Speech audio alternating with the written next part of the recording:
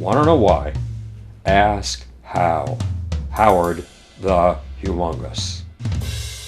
22 years ago in Myrtle Beach, South Carolina, 4 children, Latavia Washington McGee, Shaeed Woodward, Zindell Brown, and Eric Williams, were inseparable friends.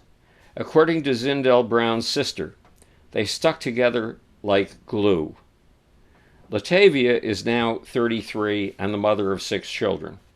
When she decided to get her figure in shape with a $3,000 to $5,000 tummy tuck offered by a clinic in Mexico, the other 3 eagerly volunteered to go with her on the 23-hour, 2-day, 1,500-mile trip. They rented a white minivan, left South Carolina Wednesday, March 1st, and hit Mexico Friday, March 3rd. But apparently, once they got into the vicinity of the Mexican city of Matamoros, they had trouble with their GPS and their phone signal. They got lost in drug cartel territory. As they crossed an intersection, they drove into the crossfire of a gang war. Apparently, one of the gangs thought the 4 black people driving together were drug dealers from Haiti. They stopped the foursome's van, then dragged the 4 out, killed 2 who tried to run away, and held the 2 survivors, Latavia Washington McGee and Eric Williams, shooting Williams once in one leg and twice in the other, and moving them from house to house, possibly planning to use them for ransom.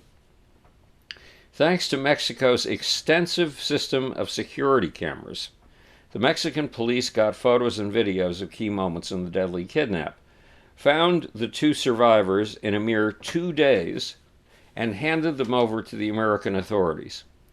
There are lessons to this kidnap and murder. As you know, there is a huge problem in Mexico with drug cartels.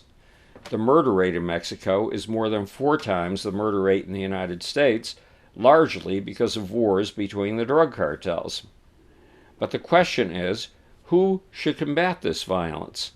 The Mexican military and the Mexican police, or us, the good old USA? We Americans are heavily implicated in the problem.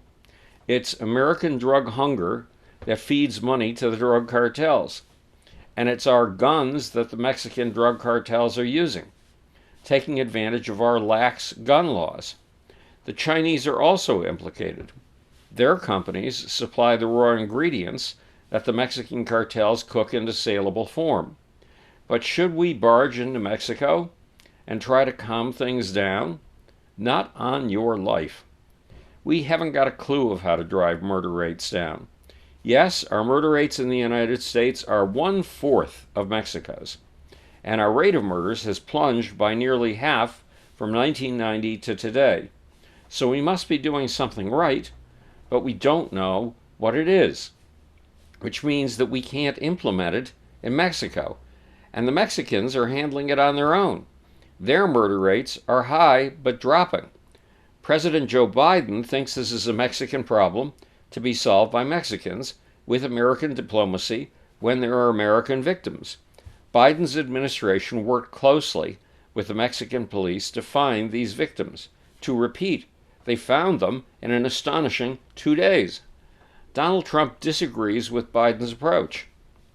He wants to bomb the meth and fentanyl labs in Mexico, and Marjorie Taylor Greene demands that the military strategically strike and take out Mexican cartels. Trump and Greene want to make war on a neighbor. But Mexico, despite its drug gangs, has enough peace and quiet to tempt major industrial investments. Tesla is building a new plant in Mexico. In the past 2 years, 5 other companies have built plants in Mexico.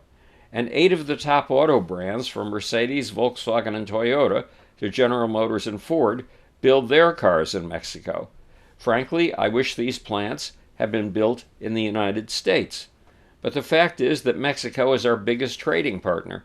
$614.5 billion of our trade is with Mexico. Mexico is not a cute American toy that we can bomb with impunity. It is a sovereign nation, and you don't bomb a sovereign nation unless it agrees. This is Howard Bloom speaking to you from the future. It's your job and my job to make, or want to know why? Ask how.